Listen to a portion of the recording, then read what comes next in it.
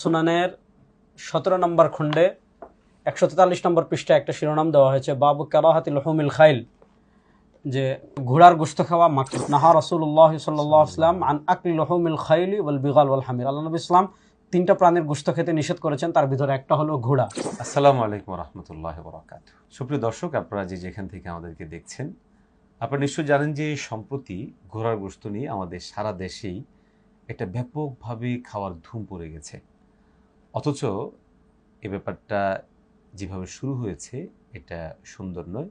সবচেয়ে বড় কথা হচ্ছে ফিকহি দৃষ্টিকোণ থেকে এটা বৈধ, উত্তম নয়। এ বিষয়ে আমরা আপনাদের সামনে কথা বলবো। আমাদের সাথে আছেন মোহতারাম মুফতি রেজাউল করিম আবরার হাফিজাহুল্লাহ। প্রিয় দর্শক, ঘোড়ার গোশত ইসলামে ফিকহের আলোকে খাওয়া মাকরুহ। মাকরুহের দুই প্রকার, এক প্রকার হলো মাকরুহে তাহরিমি, যেটা হারামের কাছাকাছি, আরটা হলো মাকরুহে তানজিহি, যেটা হালালের কাছাকাছি। তো ফিকহের দৃষ্টিকোণ থেকে ঘোড়ার গোশত খাওয়া মাকরুহে তানজিহি। কিন্তু এখানে আরও কিছু বিষয় আছে যেটা আমাদের শামসুদ্দৌলা শাফি হাফিজুল্লাহ বলবেন, যে ঘোড়ার গোশত ইমাম আজম আবু হানিফা রাহিমাহুল্লাহ খাওয়া কেন মাকরুহ বললেন, ইমাম আজম আবু হানিফা রাহিমাহুল্লাহর ফিকহি দৃষ্টিকোণ কতটা গভীর ছিল, এ বিষয়ে মুফতি শামসুদ্দৌলা শাফি হাফিজুল্লাহ আলাপ করবেন ইনশাআল্লাহ। এক্ষেত্রে আমরা যদি ফিকহের গুরুত্বপূর্ণ কিতাবগুলোর দিকে তাকাই, তাহলে আমরা দেখব যে ইমাম আবু হানিফা রহমতুল্লাহ আলাই এই বিষয়টা বর্ণনার পাশাপাশি এর ব্যাপারে সুস্পষ্ট দলিলও নিয়ে এসেছেন। আমাদের হাতে রয়েছে নাতাইজুল আফকার ফি কাশফিল মুহম্মদিয়াল আসরার, এটা ফাতুল কাদিরের তাকমিলা। ফাতুল কাদিরের তাকমিলায় এখানে 9 নম্বর খণ্ডে আমরা যদি দেখি, তাহলে আবু হানিফা রহমতুল্লাহ আলাই যে বক্তব্য দিয়েছেন ফিকহের গভীরতা, সুবহানাল্লাহ, এটা কিন্তু কোরআনুল কারীমের আয়াতকে সামনে রেখে দেওয়া। আমরা জানি যে সূরাতুন নাহলের 8 নম্বর আয়াতের মধ্যে আসছে আল খাইলা ওয়াল বিগালা ওয়াল হামিরা লিতারকাবুহা ওয়া জিনা। এখানে স্পষ্টভাবে আল খাইল, ঘোড়াকে দুটো কারণ বা দুটো ব্যবহারিক দিক বোঝানো হচ্ছে। একটা হচ্ছে নিয়ামতের দুইটা দিক বর্ণনা করা হয়েছে। একটা হচ্ছে যে এখানে মানুষ আরোহণ করবে, আর একটা হচ্ছে এটা সৌন্দর্যের জন্য। তো আরোহণের মধ্যে উল্লেখযোগ্য যে ব্যবহারিক দিক সেটা হচ্ছে যে যুদ্ধ বা জিহাদের ব্যবহারিক দিক। তো এছাড়াও রাসূল সাল্লাল্লাহু আলাইহি ওয়াসাল্লাম হাদিসের মধ্যেও একই বক্তব্য দিয়েছেন। এখানে আলাউস সুনানে, সুনান নাসাইর বর্ণনা এসেছে, আলাউস সুনানে মুসনাদে আহমদের সূত্রে রেফারেন্স এসেছে। ইমাম এখানে আলাউস সুনানের 17 নম্বর খণ্ডে 143 নম্বর পৃষ্ঠায় একটা শিরোনাম দেওয়া হয়েছে বাবু কারাহাতি লুহুমিল খাইল, যে ঘোড়ার গোশত খাওয়া মাকরুহ, মানে মাকরুহে তানজিহি হওয়া প্রসঙ্গে।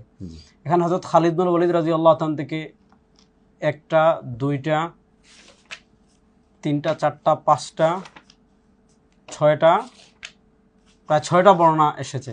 حدثنا يزيد بن عبد ربه قال حدثنا بقية بن الوليد قال حدثني ثور بن يزيد عن صالح بن يحيى بن المقدام بن معدي قرب عن أبيه عن جده عن خالد بن الوليد قال নাহা রাসূলুল্লাহ সাল্লাল্লাহু আলাইহি ওয়াসাল্লাম আন আকলি লুহুমিল খাইলি ওয়াল বিগাল ওয়াল হামির। আল্লাহ নবী ইসলাম তিনটা প্রাণীর গোশত খেতে নিষেধ করেছেন, তার ভিতরে একটা হলো ঘোড়া।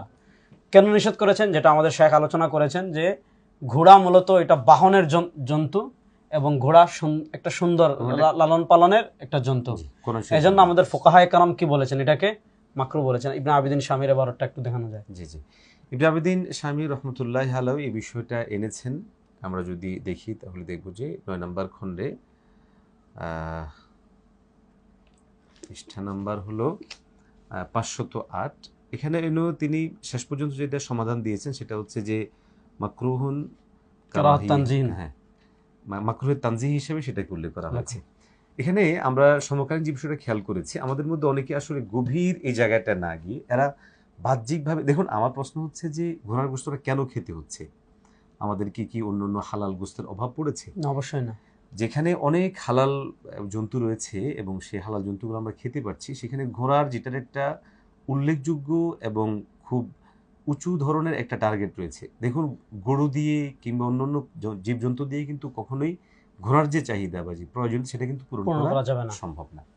আপনি তো একটা জিনিস খেয়াল করেছেন, সেটা হচ্ছে যে আমাদের কোনো আলোচকের বর্ণনা ভঙ্গি অনেক সময় অনেকেই ভুলটা করে। সেটা হচ্ছে যে এই ধরনের ফিকহি মাসালা বর্ণনা করার ক্ষেত্রে, যেহেতু আমাদের বাংলা ভাষাভাষী মানুষদের মধ্যে অধিকাংশ মানুষ ইমাম আবু হানিফা রাহমাতুল্লাহি আলাইহি ফলো করে থাকেন, অতএব আমাদের উচিত এই জায়গায় ফিকে হানাফির এই মতামতটার গভীরতা তুলে ধরা। খেয়াল করি উল্লেখ। আল্লাহ তাআলা দুটা কারণ বলেছেন, আপনি জি। বলেছেন, একটা হলো এটা বাহন, জি, আর এটা যুদ্ধের ক্ষেত্রে ব্যবহার হয়।